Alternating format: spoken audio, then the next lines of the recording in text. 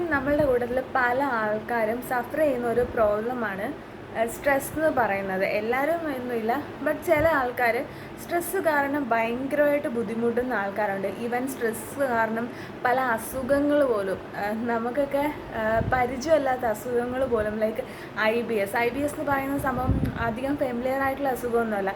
Irritable vowel syndrome, just ഒരു വയറുവേദന അല്ലെങ്കിൽ ഒരു കോൺസ്റ്റിപ്പേഷൻ അല്ലെങ്കിൽ ഡയറിയ, ഇതിൽ നിന്ന് സ്റ്റാർട്ട് ചെയ്യുന്ന ഒരു അസുഖമാണ്, സ്ട്രെസ്സിൽ നിന്ന് സ്റ്റാർട്ട് ചെയ്യുന്ന ഒരു അസുഖമാണ് ആക്ച്വലി IBS എന്ന് പറയുന്നത്.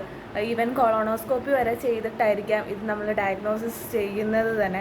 ഒന്ന് ആലോചിച്ച് നോക്കി, സ്ട്രെസ്സ് കാരണം എന്തോരം ബുദ്ധിമുട്ടാണ് നമുക്കുണ്ടാകുന്നത്. ഈവൻ നമ്മളുടെ ബോഡീനെ അത് എത്രമാത്രം അഫക്റ്റ് ചെയ്യുന്നു എന്നുള്ളത് നമുക്കൊന്ന് ആലോചിച്ചാൽ മനസ്സിലാവും. ശരിക്കും ഈ സ്ട്രെസ്സിൻ്റെയൊക്കെ ആവശ്യമുണ്ടോ? എന്തിനാണ് വെറുതെ നമ്മൾ സ്ട്രെസ്ഡ് ആവുന്നത്? പല ആൾക്കാർക്കും പല റീസൺസ് ആയിരിക്കും. ചിലർക്ക് വർക്ക് സ്ട്രെസ് ആയിരിക്കും, ചിലർക്ക് പേഴ്സണൽ പ്രോബ്ലംസ് ആയിരിക്കും.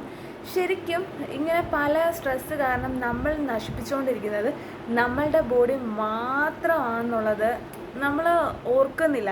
ഇത് കാരണം നമുക്ക് മാത്രമേ നഷ്ടപ്പെടുന്നുള്ളൂ. ഇപ്പം നമ്മുടെ കൂടെ ഉള്ളവർക്കൊക്കെ ഇത് കണ്ടു നിൽക്കുന്നവർക്ക് മെൻ്റലി മാത്രം ബുദ്ധിമുട്ടുള്ളൂ, അയ്യോ കിടന്ന് അനുഭവിക്കുന്നു എന്നുള്ള ഒരു ഇത് മാത്രമേ ഉള്ളൂ. പക്ഷേ അത് അനുഭവിക്കുന്നവർ, അവർക്ക് ഫിസിക്കലി ഭയങ്കര ബുദ്ധിമുട്ടാണ്. ഇപ്പം ഞാൻ പറഞ്ഞ കേസിലൊക്കെ IBS എന്നൊക്കെ പറയുന്ന ഒരു സംഭവം ഈവൻ കൊളോണോസ്കോപ്പി പോലും ചെയ്ത് കണ്ടുപിടിക്കുന്ന ഒരു അവസ്ഥ വരെ വന്നിട്ടുണ്ട്. എന്തോരം ആയിരിക്കും ആൾക്കാർ സഫർ ചെയ്യുന്നുണ്ടായിരിക്കുക സ്ട്രെസ് എന്ന് പറയുന്നത്.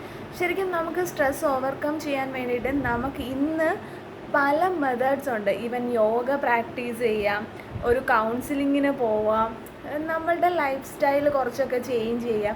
ഇങ്ങനെ പല ടെക്നിക്സാണ് നമുക്ക് സ്ട്രെസ്സ് കൺട്രോൾ ചെയ്യാൻ വേണ്ടിയിട്ടുള്ളത്.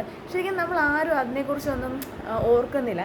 ഇപ്പം പല ആൾക്കാരും പറയാറുണ്ട്, എനിക്ക് ഭയങ്കര മൂഡ് സ്വിങ്സാണ്, ഞാൻ ഡിപ്രസ്ഡ് ആണ്, എനിക്ക് സ്ട്രെസ്സാണ്, എനിക്ക് ഓവർ സ്ട്രെസ്സാണ്. പക്ഷേ ഈ പറച്ചിലല്ലാണ്ട് ആരും ഒന്നും ചെയ്യുന്നില്ല എന്നുള്ളതാണ് ആക്ച്വൽ തിങ്. ഈവൻ നമുക്ക് ഇപ്പം നമ്മുടെ സൊസൈറ്റിയിൽ കണ്ടുവരുന്നതാണ്, ഒരു സൈക്കോളജിസ്റ്റിനെ അല്ലെങ്കിൽ സൈക്യാട്രിസ്റ്റിനെ കാണാമെന്ന് പറയുന്നത് ഭയങ്കര ഷെയിമായിട്ട് ഫീൽ ചെയ്യുന്ന ആൾക്കാരുണ്ട്.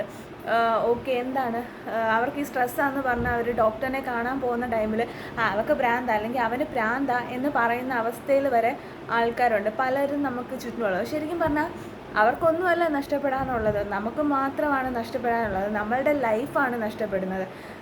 നമ്മളെന്തിനാണ് വെറുതെ വല്ലവർക്കും വേണ്ടിയിട്ട് നമ്മളുടെ ലൈഫ് സ്പോയിൽ ചെയ്യുന്നത്? നമ്മൾ സ്ട്രെസ് എടുത്ത് പോകുന്നത് നമ്മളുടെ ലൈഫ്, നമ്മളുടെ ഫ്യൂച്ചർ, നമ്മുടെ ഹെൽത്ത് മാത്രമാണ്. ശരിക്കും പറഞ്ഞിട്ടുണ്ടെങ്കിൽ നമുക്ക് നമ്മളെ സ്ട്രെസ്ഡായിട്ട് മാറ്റുക എന്നുള്ളത് നമ്മൾ മാത്രം ചെയ്യുന്നൊരു കാര്യമാണ്. അല്ലാണ്ട് വേറെ ഫാക്ടേഴ്സ് ഒന്നും നമ്മൾ നോക്കേണ്ട ഒരാവശ്യമില്ല. നമ്മുടെ ഹാപ്പിനെസ്സിന് നമ്മൾ ഏറ്റവും ഇമ്പോർട്ടൻസ് കൊടുക്കുക, അതിൽ വേറൊരു സെക്കൻഡ് പേഴ്സണെ ഇൻവോൾവ് ചെയ്യാതിരിക്കുക. നമ്മുടെ ഹാപ്പിനെസ് നമ്മൾ മാത്രമായിട്ട് ഫൈൻഡ് ഔട്ട് ചെയ്യുക. ഇപ്പം വേറൊരാളെ ഡിപ്പെൻഡ് ചെയ്ത് പോകുമ്പോഴാണ് പലർക്കും ഈ പ്രശ്നങ്ങളെല്ലാം വരുന്നത്. ഇപ്പം ജോബ് സ്ട്രെസ്സിൻ്റെ കാര്യമാണെങ്കിലും ആ വർക്ക് ടൈമിൽ അവരത് കാണിച്ചോട്ടെ.